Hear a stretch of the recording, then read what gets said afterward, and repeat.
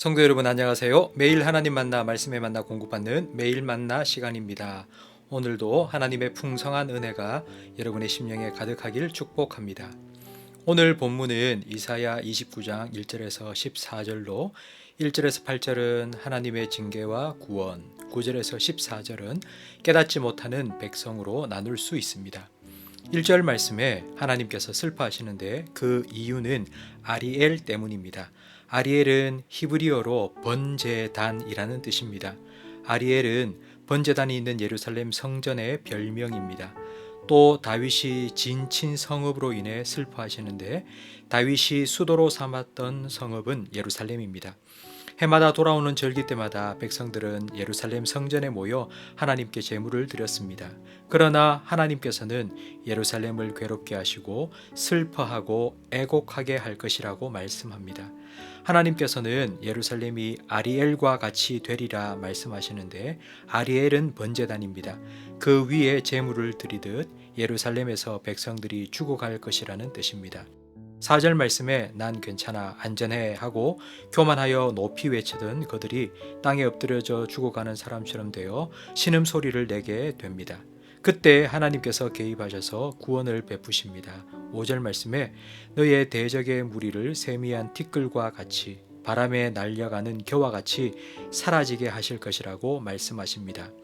예루살렘을 치던 대적들의 계획은 일장춘몽이 되고 물거품처럼 사라집니다. 이 말씀대로 예루살렘을 포위했던 아수르 대군 18만 5천 명은 하룻밤 사이 모두 죽었습니다. 이들을 이끌었던 산헤립은 본국으로 돌아가 자기 아들의 손에 죽었습니다. 이런 놀라운 구원은 전적으로 하나님의 은혜입니다.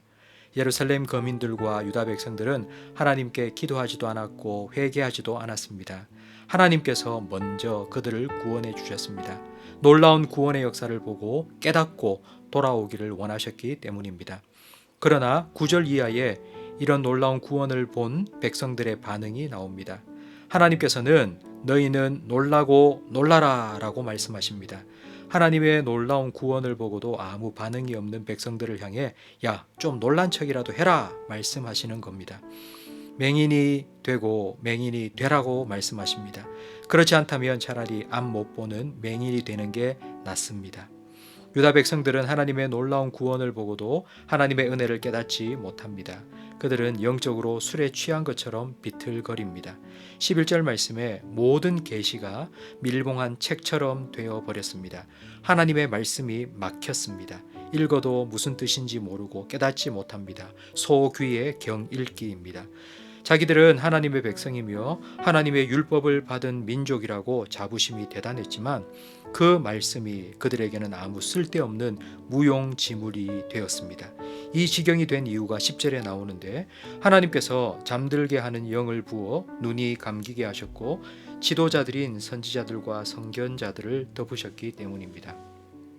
그 결과 13절 말씀처럼 하나님의 말씀이 아니라 사람의 계명으로 서로 가르쳤고 하나님의 마음을 깨닫지 못하니 은혜도 받지 못했고 사람들 앞에서 형식적으로 의무감으로 하는 외식과 위선만 늘어났습니다.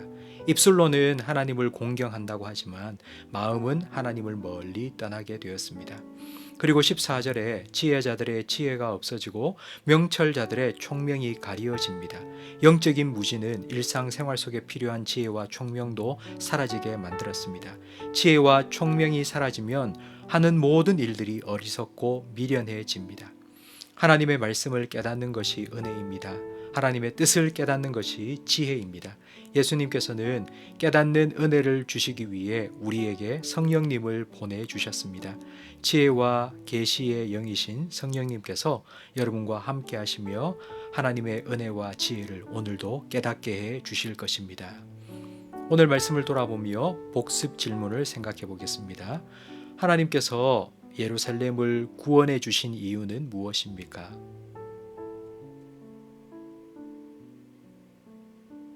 하나님의 말씀을 듣고도 깨닫지 못한 결과는 무엇입니까?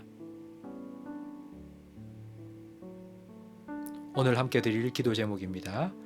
영적인 잠에 빠지지 않도록 계속 깨어 있도록 하나님께서 은혜 베풀어 달라고 기도하시고 하나님의 말씀을 듣고 깨닫는 지혜를 달라고 기도하시며 말만 하나님을 경외하는 것이 아니라 삶으로도 하나님을 경외하며 살아가는 믿음을 달라고 기도하시기 바랍니다.